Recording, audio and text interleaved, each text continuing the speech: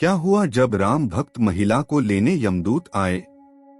एक दिन धर्मराज अपने दो यमदूतों को बुलाते हैं और कहते कि आज तुम लोगों को एक वृद्ध महिला को पृथ्वी लोक से यमलोक लाना है और वृद्ध महिला की मृत्यु का समय रात का तीसरा पहर होगा। यमदूत बोले, जो आज्ञा प्रभु। और दोनों यमदूत धर्मराज जी का आदेश लेके वृद्ध महिला को लेने पृथ्वी लोक चले जाते हैं। तभी रात के पहले पहर पर दोनों यमदूत वृद्ध महिला के घर पहुंचते हैं।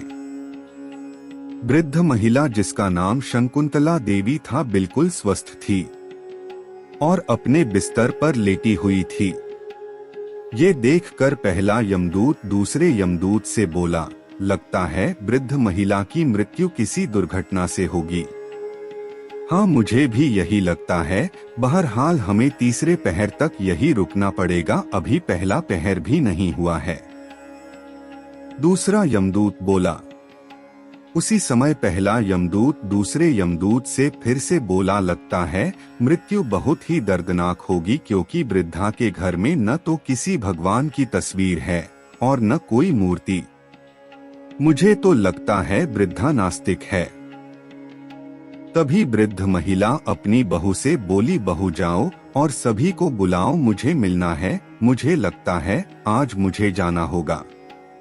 अरे अम्मा, ना तो तुम्हें बुखार ना कोई और बीमारी, भला यमदूत तुम्हें क्यों लेने आएंगे, कुछ नहीं होगा, आप खाना खा के सो जाओ। लेकिन वृद्धा के जोर देने पर बहू ने सभी को बुलाया और शकुंतला देवी अपने सभी परिवार के सदस्यों से मिली और कहा कि आज उसका समय आ गया है। अब दूसरा पहर बीतने वाला था। यमदूत वृद्धा के कमरे में आए और उसके प्राण निकलने की प्रतीक्षा करने लगे। तभी वृद्धा ने तीसरे पहर पर मुस्कुराते हुए अपने प्राण त्याग दिए। तभी यमदूत वृद्धा से बोले, माता, आपने अपनी देह बिना किसी तकलीफ के त्याग दी, आपका भाग्य सही है, अन्यथा लोगों को इस समय बहुत पीड़ा से गुजरना पड़ता है।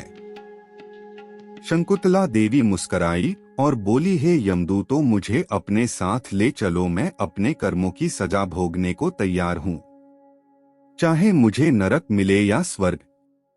तभी यमदूत बोले, माता, ये निर्णय धर्मराज जी यमलोक में करेंगे, किंतु अभी हमें यमलोक की यात्रा करनी है, जो कि बहुत कष्टदायक होती है, इसलिए बहुत समय लगता है। और माता, आपके आचरण से लगता है कि आपने कभी भी भक्ति या पूजा नहीं की है किसी भी देवता की, तो आपके लिए ये यात्रा और भी कष्टदायक होगी। वृद्धा मुस्कुराई और बोली, चलो प्रस्थान करते हैं। तभी यमलोक के रास्ते में एक बहुत बड़ा पहाड़ आता है।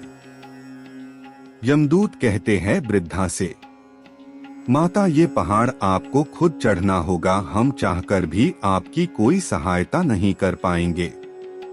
आपको चढ़ने में काफी कठिनाई होगी।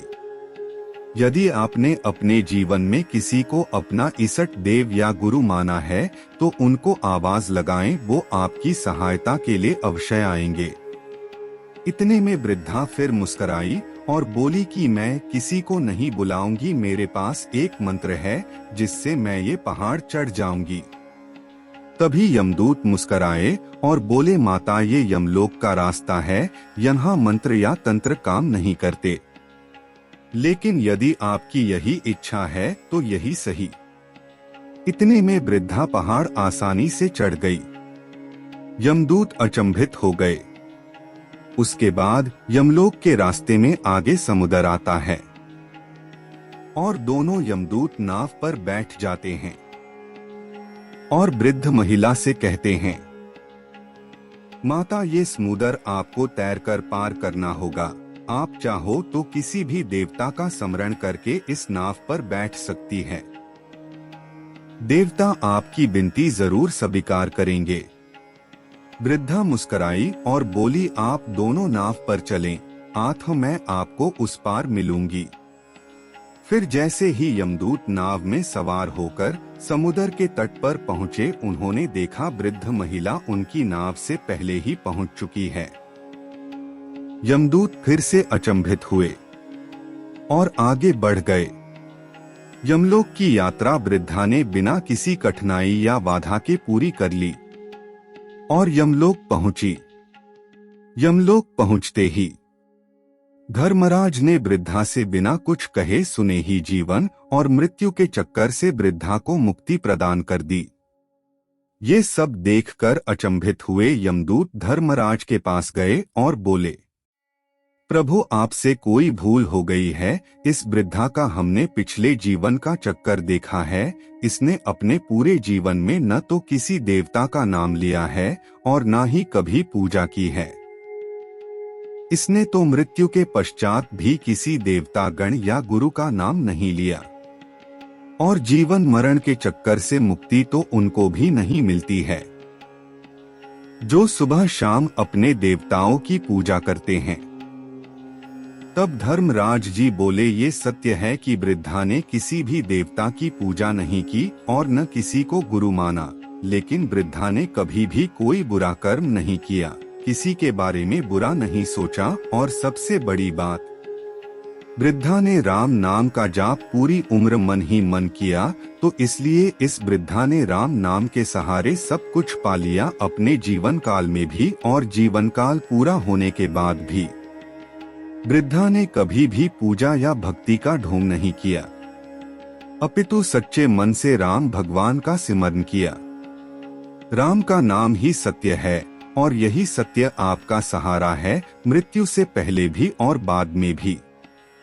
ये सुनकर यमदूत बोले, प्रभु राम नाम महान है। और कहानी का अंत हुआ। जय सिया राम।